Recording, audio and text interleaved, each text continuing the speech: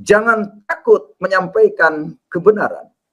Karena sekarang waktunya kebenaran disingkapkan.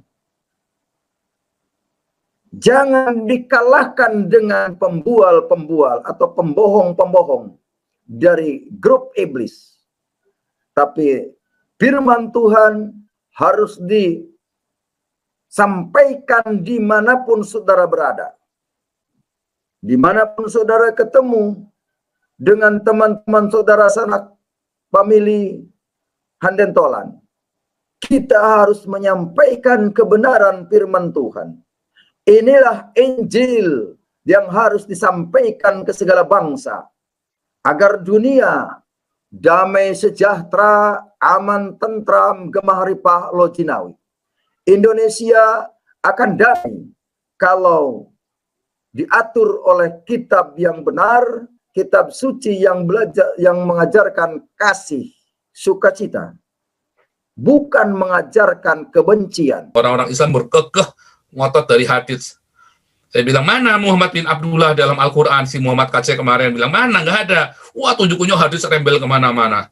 Ya, sekarang kamu ngomong cuma dari Al-Quran saja, ya itulah Islam.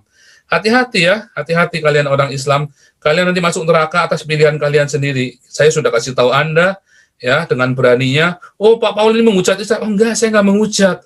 Saya mengasihi kalian. Ada yang bilang saya benci Islam. Enggak, saya pertaruhkan hidup saya dan keluarga saya loh. Saya ngomong begini, kamu kira nggak siap digorok saya? Saya dari 2014 saya sudah begini. 2016 orang Islam cari saya mau bunuh saya. 2017, 2017, 2 tahun saya ratusan orang Islam saya baptis. Kalian mau bunuh saya. Masih saya samperin itu ustadz-ustadznya. Masih saya samperin Yudi Mulyana, Ali Makruh saya baptis. Ya, masih saya baptis, saya mengasihi kalian, saya mempertaruhkan nyawa saya. Emang saya dapat apa? Nggak ada. Nggak dapat apa-apa. Saya mendapat sukacita dari surga. Ya, Tuhan Yesus menyertai saya, minta hidup saya, keluarga saya, karena saya memberitakan Injil. Gitu ya. Karena nanti saya matinya matinya nanti saat saya sudah umur 70-an nanti, ketika saya lagi di Irak, saya lagi memberitakan Injil di Irak.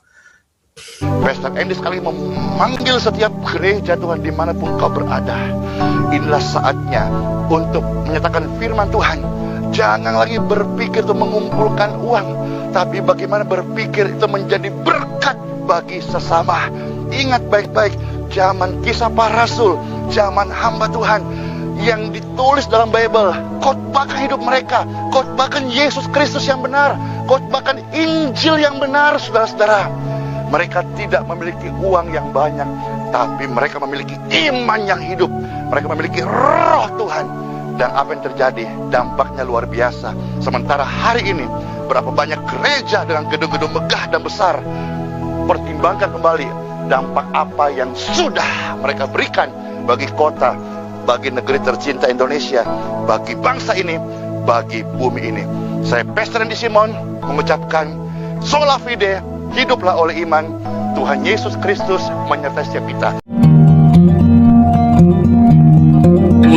Salah satu contoh, misalkan Pak Pendeta Simon memiliki karunia pengobatan, menyembuhkan orang sakit melalui doa. Saya tidak perlu iri, karena itulah karunia yang diberikan kepada Pak Simon. Oh, saya harus seperti Pak Pendeta Simon. Tidak bisa, karena saya talentanya dengan Pak Simon beda. Saya harus menyampaikan kebenaran melalui dunia maya, menyampaikan kabar Injil melalui dunia maya.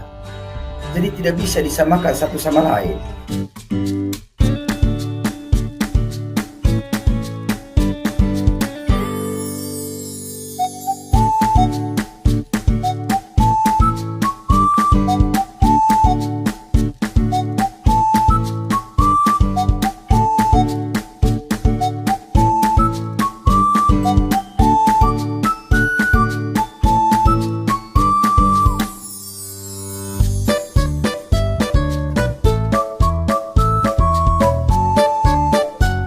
Jangan takut.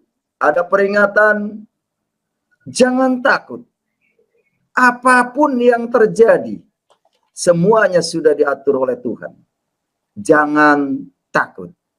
Jangan takut mengabarkan kebaikan.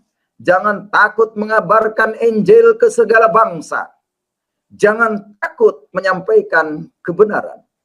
Karena sekarang waktunya kebenaran disingkapkan. Pada kesempatan ini membawakan firman yaitu penglihatan Yohanes di Patmos. Namun tidak semuanya dibacakan, hanya mengambil 1-2 ayat saja dari ayat yang ke-17 sampai 18. Demikian firman Tuhan. Ketika aku melihat dia, tersungkurlah aku di depan kakinya, sama seperti orang yang mati. Tetapi ia meletakkan tangan kanannya di atasku, lalu berkata, "Jangan takut. Aku adalah yang awal dan yang akhir, dan yang hidup. Aku telah mati, namun lihatlah, aku hidup sampai selama-lamanya, dan aku memegang segala kunci maut dan kerajaan maut. Karena itu, tuliskanlah apa yang telah kau lihat, baik yang terjadi sekarang maupun yang akan terjadi sesudah ini." Saudara yang dikasihi Tuhan, dimanapun Anda berada, dari firman yang disampaikan ini ada beberapa pesan Tuhan untuk kita selagi masih ada kesempatan hidup. Tentu pesan yang pertama adalah dicontohkan oleh dalam penglihatan Yohanes di Patmos. Ada suatu penglihatan setelah dia melihat, ketika aku melihat dia, tersungkurlah aku di depan kakinya, sama seperti orang yang mati. Tetapi ia meletakkan tangan kanannya di atasku. Meletakkan tangan kanan di sini artinya meletakkan sebuah kuasa, meletakkan sebuah otoritas kepada Yohanes dalam penglihatannya. Apa yang dilakukan oleh Yohanes berdampak bagi dunia, berdampak bagi masyarakat di lingkungan. Demikian juga kita hidup di dunia harus berdampak, harus berbuah buat lingkungan. Sebagai anak Tuhan yang mengerti kebenaran, jangan menjadi batu sandungan di dalam lingkungan, namun harus menjadi suatu contoh teladan sebagai murid Kristus. Yesus Kristus mengajarkan lemah lembut dan rendah hati. Tidak menghujat, tidak menghina, tidak memukul, tetapi merangkul. Inilah teladan yang harus kita kembangkan. Inilah teladan yang harus kita selalu hidup rukun, damai, berdampingan. Sekalipun beda agamanya, sekalipun beda sukunya, sekalipun beda karakternya. Sebagaimana pendoa saya tadi, walaupun saya orang Sunda, beliau orang Batak, namun berjalan berdampingan bersama-sama demi memuliakan Tuhan, demi memperbesar kerajaan Tuhan. Pelayanan tidak semuanya sama, ada bagian pengkhotbah, ada bagian penginjil, ada bagian pendoa. Ada juga bagiannya pemberi sarana fasilitas, baik materi, finansial, atau doa. Karena kita satu tubuh di dalam Kristus.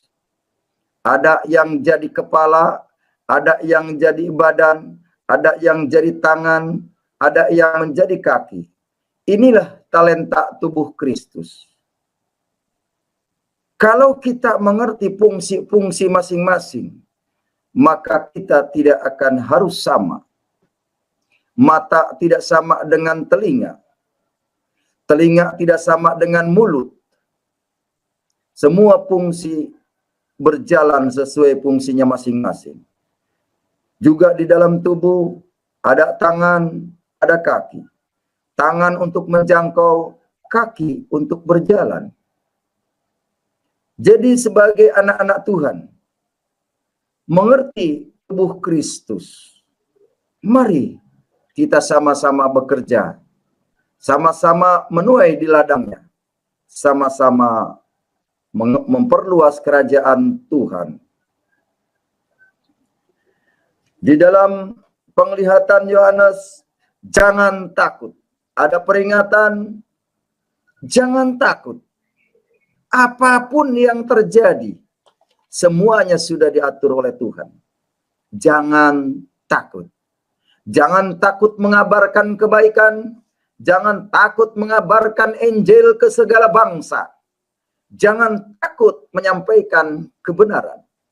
Karena sekarang waktunya kebenaran disingkapkan. Jangan dikalahkan dengan pembual-pembual atau pembohong-pembohong dari grup iblis.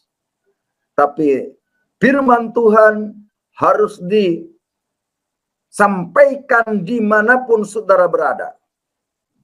Dimanapun saudara ketemu dengan teman-teman saudara sanak famili handentolan, kita harus menyampaikan kebenaran firman Tuhan. Inilah Injil yang harus disampaikan ke segala bangsa, agar dunia damai sejahtera, aman, tentram, gemah ripah, lojinawi.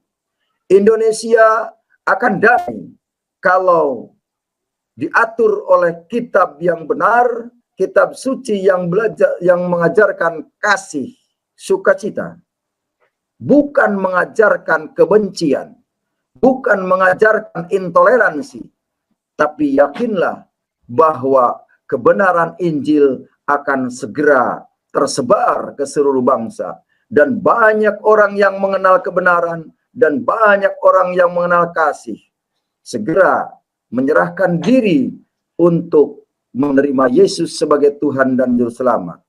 Baptisan adalah lambang pertobatan. Karena apa? Jangan takut. Kata Tuhan Yesus, aku adalah yang awal dan yang akhir. Tidak ada lagi yang awal dan yang akhir. Yang awal sebelum dunia ada, dia sudah ada. Yang akhir juga yang akan mengakhiri dunia. Yesus adalah yang awal dan yang akhir. Dan yang hidup. Dia hidup sampai sekarang. Di kemudian hari akan turun lagi. Hanya Yesus yang akan turun lagi, saudara. Saudara percaya, segera hijrah. Dari kegelapan menuju terang. Benderang, Yesus Kristus. Injil adalah jalan. Injil adalah terang dunia. Yesus adalah terang dunia. Kalau saudara bersama Yesus, tidak akan mengalami kegelapan. Aku telah mati, namun lihatlah, aku hidup. Yesus sudah mengalami kematian selama 3 hari, 3 malamnya, mengalami di kubur, sama seperti kita manusia biasa, mengalami sakit, mengalami penderitaan, namun dia hidup. lihatlah, aku hidup sampai selama-lamanya, dan aku memegang segala kunci maut dan kerajaan maut. Tuhan Yesus mempunyai kunci kerajaan maut.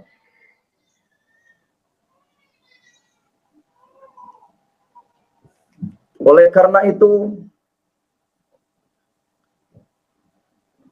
orang masuk neraka atau tidak ditentukan oleh Tuhan Yesus. Ingat saudara, mari segera mengenal Yesus, hidup bersama Yesus, karena Yesuslah yang memiliki kerajaan maut. Kunci surga, kunci neraka dipegang Tuhan Yesus. Orang masuk neraka atau tidak ditentukan oleh Tuhan Yesus. Kalau saudara sudah mengenal Yesus, tentu tidak akan salah memilih. Karena Yesus yang memiliki kunci maut dan kerajaan maut. Masuk surga bisa dipastikan. Berdasarkan ayat ini, kita ambil hikmah. Pastikan kita percaya sudah mengenal Yesus sebelum kita dipanggil melalui corona. Tapi corona memang rencana Tuhan yang harus kita alami, karena sekarang musimnya corona. Tapi percaya, apapun sebelum Tuhan Yesus menentukan orang itu kembali ke sorga, Tuhan Yesus tetap lindungi, Tuhan Yesus tetap bimbing, Tuhan Yesus tetap berkati. Tidak usah takut, jangan khawatir. Jangan takut di dalam nama Yesus. Karena Yesus selalu menyertai kita dalam kehidupan sehari-hari. Tapi saudara, takutlah kalau di luar Yesus. Ngeri saudara. Kalau di luar Yesus, Yesus tidak mengenal ketika kita mati dilempar ke neraka. Inilah pesan Tuhan dalam hari ini. Kiranya doa dan firman Tuhan memberkati saudara dan saya, biar iman kita semakin kuat, semakin tumbuh di dalam hidup kita, di dalam Yesus Kristus. Kiranya Tuhan Yesus memberkati. Haleluya. Amin. Terima kasih Tuhan Yesus, kami sudah menyampaikan apa yang Tuhan pesankan bagi seluruh bangsa. Doa dan firman Tuhan, pesan-pesan Tuhan sudah hamba sampaikan. Terima kasih. Haleluya, haleluya, haleluya.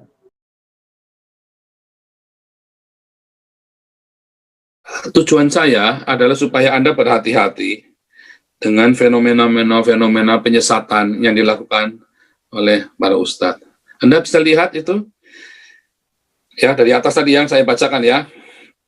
Diriwayatkan Muslim dalam sahihnya 2113 dari Abu Hurairah radhiyallahu anhu, sesungguhnya Rasulullah bersabda, para malaikat tidak akan menemani seseorang yang di dalamnya ada anjing dan lonceng. Sebentar, bisa nggak nih kita nih edit? Bentar ya. Lonceng ya.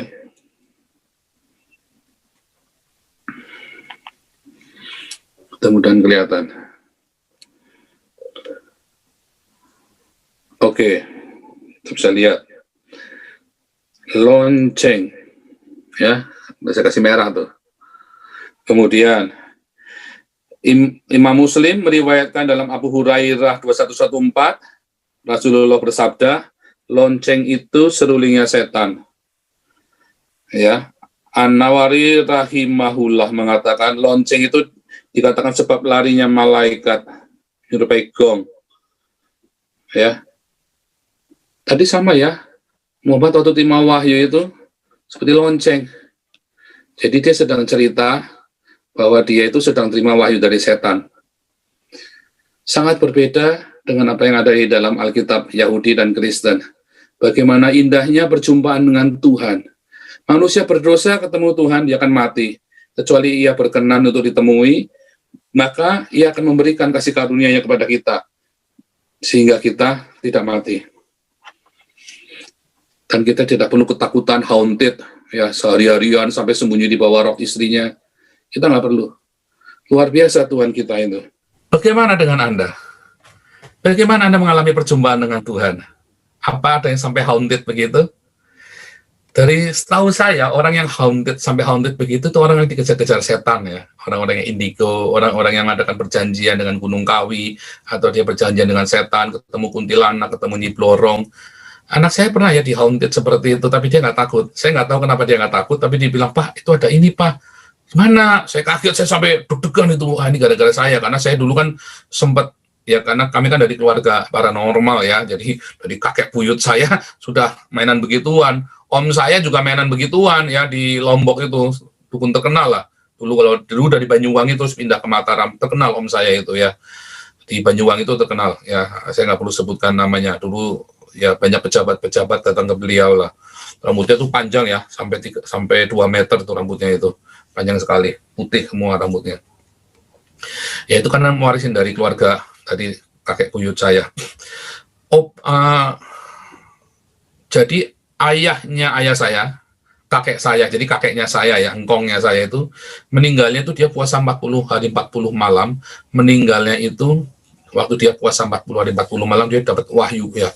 Dan dia punya saudara seperguruan, meninggalnya bebarengan di hari yang sama, di jam yang sama.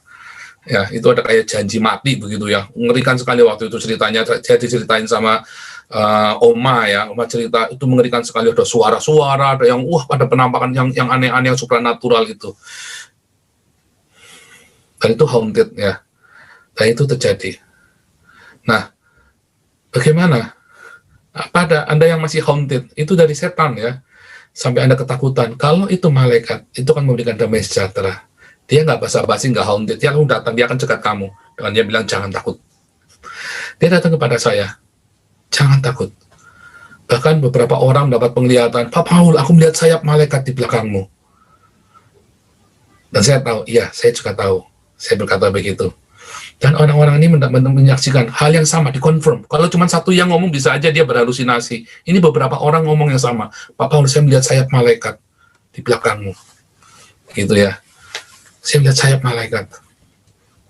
Bahkan ada seorang polisi yang klinik-klinik itu ya. Saya dulu kan banyak kenal polisi gitu ya. Terus polisi ini bilang, dia tuh tukang klinik-klinik. Mas Paul, aku melihat sesuatu yang hebat sekali di belakang kamu. Kamu nanti jadi orang hebat. Dia bilang begitu. Saya nggak urusan dengan itu. Tetapi artinya, saya melihat kesamaan orang-orang yang melihat malaikat di dalam saya. Gitu ya. Lalu bagaimana? Kenapa yang dilihat orang itu setan? Haunted sampai kemana-mana, sampai dia terkencing-kencing gitu, kayak Muhammad tadi sampai terkencing-kencing. Setiap kali terima wahyu dengar lonceng, rasanya menderita. Terima wahyu menderita. Saya kalau terima wahyu, saya dapat rema, itu enak sekali. Waktu saya mendapatkan penglihatan tentang keluarga saya dapat penglihatan tentang orang, saya lagi nginjili orang, tiba-tiba Tuhan kasih buka tentang orang ini. Saya itu nggak sampai ngos-ngosan, nggak sampai gitu ya, santai gitu loh. Tiba-tiba turun dan saya ngomong, mengalir, tiba-tiba orang ini nangis, aduh Tuhan Yesus ampuni aku. Enak sekali, begitu mengalir hadirat Tuhan, begitu damai sejahtera. Karena Roh Kudus itu memberikan damai sejahtera. Roh Kudus itu tidak memberikan ketakutan. Yang memberikan ketakutan itu iblis. Jadi Anda bagaimana? Apakah Anda masih mau percaya kepada siapa yang memberikan wahyu kepada Muhammad? Kalau Anda buka kembali di dalam Alkitab, di dalam 2 Petrus, di dalam 2 Petrus 2 ayat 4.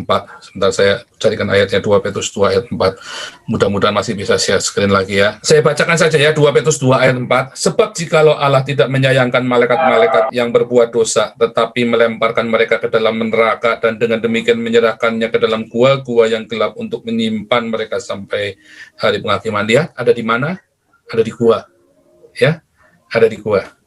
Kita buka dalam 1 Korintus, 2 Korintus ya, 2 Korintus, sebentar ya, 2 Korintus 10 kalau nggak salah ya, bentar, 2 Korintus 11 ayat yang ke-14, 2 Korintus 11 ayat 14, oke, saya buka share screen ini saja, semoga bisa kelihatannya dari layar Anda. Hal itu tidak usah mengherankan sebab iblis pun menyamar sebagai malaikat terang. Malaikat terang, tadi kalau dalam 2 Petrus 2 ayat 4, kita kembali lagi 2 Petrus 2 ayat 4. Malaikat terang yang di dalam gua. Siapakah malaikat terang yang di dalam gua? Ada yang bisa menjawab? Ya, 2 Petrus 2 ayat 4. Sebab jikalau Allah tidak menyayangkan malaikat-malaikat yang berbuat dosa tetapi melemparkan mereka ke dalam neraka dan demikian menyerahkannya ke dalam gua-gua yang gelap untuk menyimpan mereka sampai siapa? Malaikat yang di dalam gua? Ada yang bisa jawab? Malaikat yang di gua? Jibril ya, di gua Hira. Loh, tapi Yesus kan juga bisa menyamar, iblis bisa menyamar menjadi Yesus. Mana ada? Nggak ada ayatnya iblis menyamar jadi Yesus. Dengar namanya aja lari terbirit-birit. Tidak ada iblis bisa menyamar jadi Yesus, nggak ada ayatnya. Tidak ada ayat iblis menyamar menjadi Yesus. Mendengar nama Yesus itu terbirit-birit. Coba bayangin kalau iblis datang kepada saya menyamar jadi Yesus, lalu saya berkata, Tuhan Yesus, apa nggak kabur dia? Orang menyebut nama Yesus saja, orang lari, iblis itu terbirit-birit. Bagaimana dia bisa menyamar jadi Yesus datang kepada saya, tuh saya sebut nama Tuhan Yesus, dia kan tambah lari terbirit-birit, langsung rontok semua kan? Berpikirlah dengan logika. Memang Alkitab adalah sebuah kitab yang supranatural, tetapi tetap ada alur logikanya, ya. Ada alur logikanya, Anda nggak bisa sembarangan. Iblis menyamar jadi malaikat terang, ya, bisa. Tetapi iblis tidak bisa menyamar menjadi Yesus. Karena kita tidak menyebut nama Mikael atau Gabriel, maka iblis itu jadi lari tunggang langgang. Enggak, bukan dengan menyebut nama Rafael atau segala macam nama malaikat yang Anda hafal. Mungkin Anda hafal 1000 nama malaikat. Iblis nggak takut. Tapi ketika Anda menyebut nama Yesus dengan sungguh-sungguh, iblis takut lari tunggang langgang. Oke? Haleluya, dalam nama Tuhan Yesus, Tuhan bukakan, singkapkan itu kepala-kepala orang-orang yang telah dijejali dengan dusta dari Mekah. Di dalam nama Yesus, saya bongkar semuanya dalam nama Tuhan Yesus. Haleluya. Jadi, bagaimana? Kalau Anda dibukakan dengan kebenaran ini, viralkan ya, supaya yang dibukakan, supaya tahu bedanya bagaimana wahyu turun kepada nabi-nabi Israel, dan kepada para rasul, dan kepada saya, dan kepada banyak orang Kristen yang lainnya. Bagaimana wahyu itu turun kepada kami, orang-orang percaya dan orang-orang benar, dan bagaimana wahyu itu turun kepada Muhammad. Dan bagaimana Alkitab mengkonfirmasi bahwa itu dari setan. Ya, bukan dari Tuhan. Dan Al-Quran sendiri meneguhkan suara lonceng itu iblis, musiknya iblis. Jadi yang Muhammad dengar itu iblis sebenarnya. Dan begitulah cara iblis berdusta. Ya, begitulah cara iblis itu memperdaya. Dia nggak bisa bohong, tetapi dia tidak mau bohong, tapi dia akan membuat konfirmasi sehingga Anda tidak bisa berkata saya dibohongi iblis. Enggak, karena sudah jelas.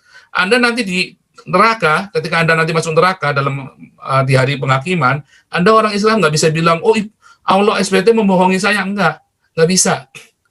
Anda akan bertanggung jawab sebab Al-Quran, iblis itu ya sudah menyatakan dirinya sendiri.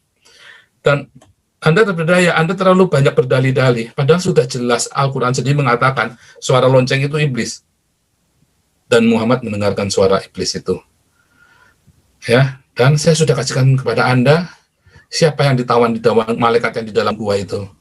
Itu adalah iblis yang menyamar menjadi malaikat terang yang di dalam gua, yang bertemu dengan Muhammad. Jadi yang Anda dengar adalah firman iblis, yang Anda jalankan adalah perintah dari iblis.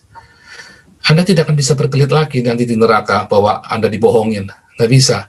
Karena Anda sudah mendengar, Anda sudah tahu, tetapi Anda terperdaya. Mengapa Anda terperdaya? Karena Anda itu dalam ilusi, Anda suka dibohongin. Anda tidak mau jujur, karena jujur itu memang sakit. Tetapi kalau Anda terima kejujuran, Anda akan disembuhkan. Anda akan merdeka. Ya, Yohanes 8 ayat 32, engkau akan mengetahui kebenaran, dan kebenaran itu akan memerdekakan kamu. Ketika Anda memutuskan, ketika Anda lahir dalam Islam, itu Anda nggak bisa nggak berdaya ya. Lahir dalam Islam itu bukan sebuah pilihan, karena Anda dari orang tua Anda. Tapi kalau mati dalam keadaan Islam itu adalah sebuah pilihan, adalah sebuah kutuk. Ya, Anda sudah tahu itu firman-Nya dari iblis. Kemarin Anda lihat banyak sekali, ada puluhan ancaman-ancaman terhadap saya sampai saya meninggalkan wasiat. Ada banyak sekali ancaman, ratusan ancaman untuk membunuh saya.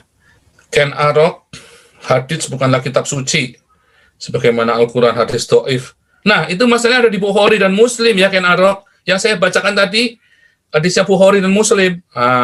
Ya, supaya kamu paham. Yang saya bacakan tadi hadis Bukhari, hadis sahih semua. Ya. Dan itu ada dalam Ibnu Katsir tadi yang saya bacakan itu adalah asbabun nuzul. Kalau Anda mau ya itulah kalian. Kalau kemarin saya bilang, kenapa kamu hadis saya itu minta tunjukkan ayat Qur'annya? Enggak ada, kamu harus tahu bahwa Al-Quran itu ada hadisnya. Saya bilang hadisnya itu Syiah, Sunni, Ahmadiyah, Maliki, Hambali beda-beda. Nah sekarang kalian ngomong, Islam itu dari Quran saja. Nah, itu kalian memang mulutnya bolak-balik orang Islam. Ya, nah itu dulu ya, Ken Arok ya. Kalian memang mulutnya bolak-balik. Coba lihat dalam YouTube saya sebelumnya, orang-orang Islam berkekeh ngotot dari hadis. Saya bilang, mana Muhammad bin Abdullah dalam Al-Quran? Si Muhammad KC kemarin bilang, mana? Nggak ada. Wah, tunjuk-tunjuk hadis rembel kemana-mana. Ya, sekarang kamu ngomong cuma dari Al-Quran saja. Ya, itulah Islam.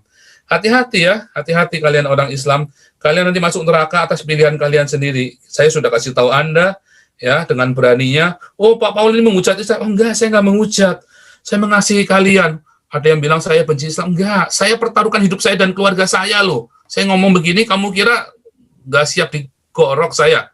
Saya dari 2014 saya sudah begini. 2016 orang Islam cari saya mau bunuh saya. 2017, 2016, 2017 2 tahun saya ratusan orang Islam saya baptis. Kalian mau bunuh saya? Masih saya samperin itu ustadz-ustadznya. Masih saya samperin Yudi Mulyana, Ali Makruh saya baptis. Ya, masih saya baptis, saya mengasihi kalian, saya mempertaruhkan nyawa saya. Emang saya dapat apa? Nggak dapat apa-apa. Saya mendapat sukacita dari surga. Ya, Tuhan Yesus menyertai saya, minta hidup saya, keluarga saya, karena saya memberitakan Injil. Gitu ya. Karena nanti saya matinya nanti saat saya sudah umur 70-an nanti, ketika saya lagi di Irak, saya lagi memberitakan Injil di Irak.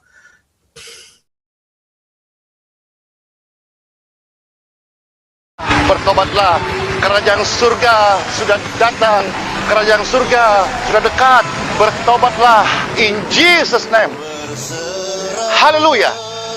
Zaman hamba-hamba Tuhan yang ditulis oleh Bible, mereka tidak memiliki uang yang banyak, mereka tidak memiliki gedung yang mewah, mereka tidak mengumpulkan kolektor, mereka tidak memiliki tim musik yang hebat, mereka tidak mempunyai tim multimedia yang handal, mereka tidak punya semua itu. Tapi saudara-saudara, apa yang mereka sudah buat dari imannya, dan iman mereka sudah menggoncangkan dunia hingga hari ini. Sebagai bagian tubuh Yesus Kristus yang ada hari ini, Pastor Andy sedih melihat kondisi gereja hari ini. Gereja adalah tubuh Tuhan yang kudus di bumi ini. Sengaja Pastor mengambil view di balik daripada pondasi yang porak-poranda, tapi mimbar gereja, orang percaya tetap setia, menjadi garam, menjadi terang, menjadi berkat dimanapun dia berada. Saudara-saudara sekalian, dalam kesempatan ini Pastor Andy akan membagikan berkat Tuhan, khususnya bagi jemaat yang ada dalam pelayanan ini. Bagi mereka yang tidak mempunyai kemampuan, komitmen saya, tidak ada orang yang lapar, tidak ada orang yang miskin yang ada di sekitar saya. Maka setiap saudara-saudara yang ada dalam wadah pelayanan Pastor Andy dalam Geraha Yes Balikpapan, kami akan salurkan berkat bagi mereka.